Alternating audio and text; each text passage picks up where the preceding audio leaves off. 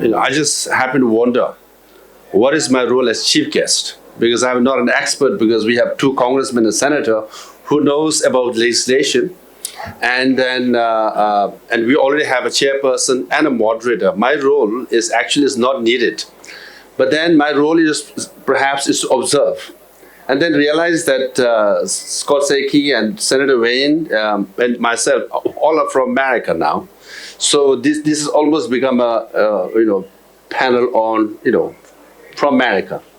But perhaps I could be the bridge, because I was born in India, studied here, then went to Harvard Law School, and I got elected as Prime Minister. Now I'm back at Harvard Law School as a lecturer. So I think I'm the bridge between America and India. And PM Modi is going to America very soon. America is also part of Quad, with America and Japan, India, and Australia. There is a group now. So Indo-American relationship is very strong. So perhaps my role is to be the bridge.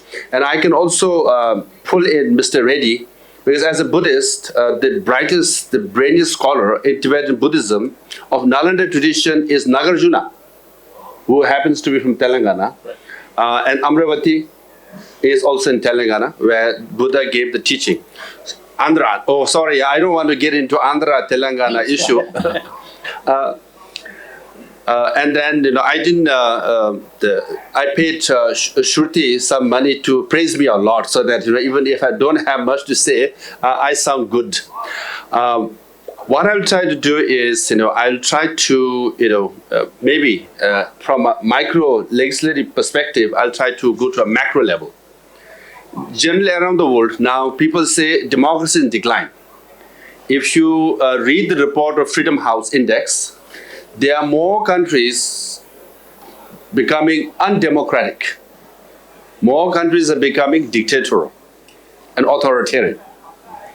And what you see in war in Ukraine, essentially some say it's a war between authoritarian or dictatorship or one-party rule over against democracy. And also for example, China, authoritarian, Russia, Turkey, North Korea, increasingly more and more countries are becoming undemocratic. So there is definitely clash between democracy and authoritarian system. So where is India? India is the largest democracy. America is the oldest democracy. Their partnership is needed to push for more democracy around the world. China's model is development without democracy. They are saying we can give bread, butter, and shelter to people. We don't need democracy. India's model is development with democracy. We can say we can go both. And in Asia, this is the clash: democracy, development with democracy, or development without democracy. So we have to succeed. This is also a clash between elephant and a dragon. Ultimately, elephant walks slowly, but I think we'll get there ultimately, right? And then in coming 10 years, 20 years, India's economy is booming. This now coming 10, 20 years will be the decades of India. India's economy will grow, India will be richer, and India will be more powerful. But the question is, where will this money go? Whether it will be in the hands of rich people only, or whether it will go to the people. So the commendable legislative practice is to empower legislation, use technology to empower common people. Is that going to happen or not? So that's the big challenge. So that's why the larger theme of the conference, this is the first ever historic event, is how do we deal with casteism, communalism, corruption, criminalization, and to get rid of colonial mindset, and to focus and challenge climate change. These are the 6 challenges put forth before you. These are the 6 C's.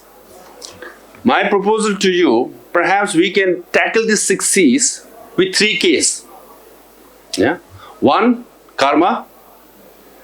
Number 2, karuna. And number 3, karam. Why I say 3 K's? Because if you have to tackle casteism, communalism, corruption, criminalization, colonial mindset, and climate change, first of all, we must accept, as a people of faith, it's our karma to be elected as MLA. You are in a position of power. You are in a position of authority.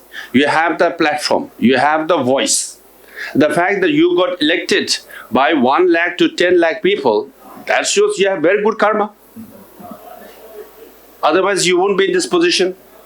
Some might think I'm very small. No, actually, for common people, you are a very powerful person. Now the question is, as a person of power who has earned good karma in this life to be MLA and MLCs, are you going to serve the common people or not? Or are you going to serve the rich people? For that, I think you need karuna, compassion in your heart. If you don't have karuna, then you forget poor people. You always support rich people. Corruption comes because whoever gives you money, if you support them, if you're at their service, you make rich people richer, powerful person more powerful. Actually, from karmic point of view, powerful people don't need more power. Even if you give them, they will not appreciate because they already have power. Rich people, they don't need more money because they already have. They won't appreciate. But common people, if you do small things, it can change that person's life. It can change that person's career. It can change the status and the dignity of the family.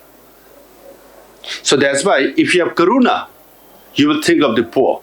You will think of the sick. You will think of the elderly. If you don't have karuna in your heart, आपका कर्म क्या है? आपका कर्तव्य क्या है? आपका काम क्या है? भूल जाता है. If you have karuna in your heart, you can tackle casteism. You can tackle communalism. Because you look at the other person, say, oh, he is from different religion.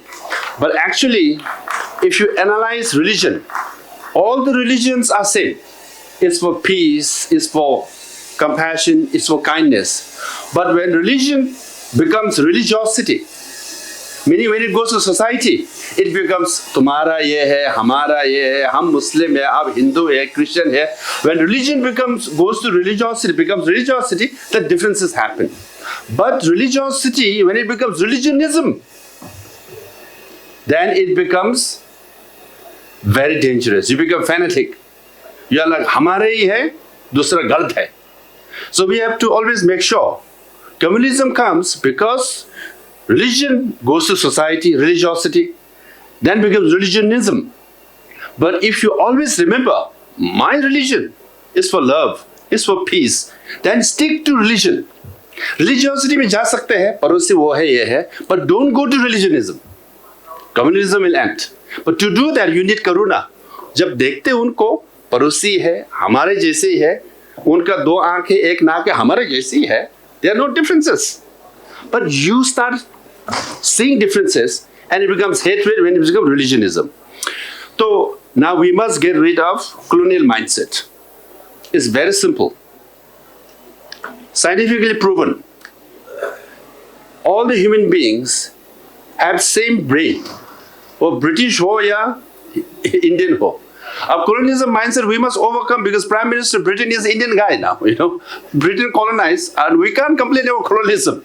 We have colonized them in the sense Indian Prime Minister has colonized Britain now. In a loose sense, So, and also the differences among people, I think Drone is very excited. Differences among people is also wrong because you can't look at caste as, person is lower or higher caste because scientifically it's also proven 99.9% of all our people, if you test our blood, it's exactly the same. Whether you're Americans or Indians, whether you're Africans or Latin America, if you test your blood, 99.9% of blood cells are exactly the same. So there are no differences. It's scientifically proven. So why we go through this caste system? Why we go through the corruption and criminalization? Now, so we must get rid of the colonial mindset. You need to remember that we are equals. Now we know so many CEOs of Fortune 500 in America are all Indians.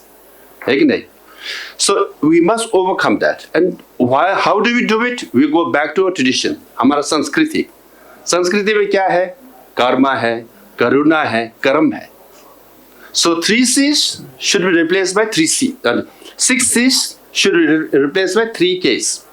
If you do that, rest technical stuff, whether it should be transparent or not, how to use technology, whether you need committee where there can be consensus on different bills, whether opposition should be included in debate or not.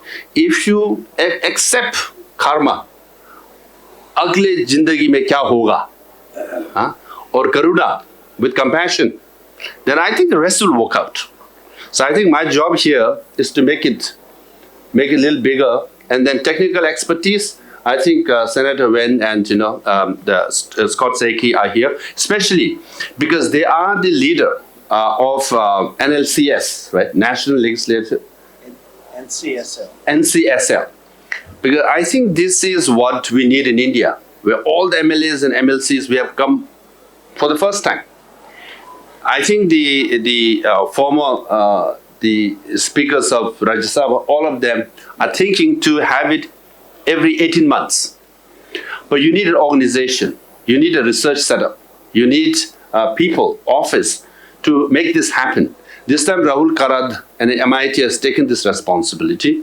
To continue to have this, you need a setup.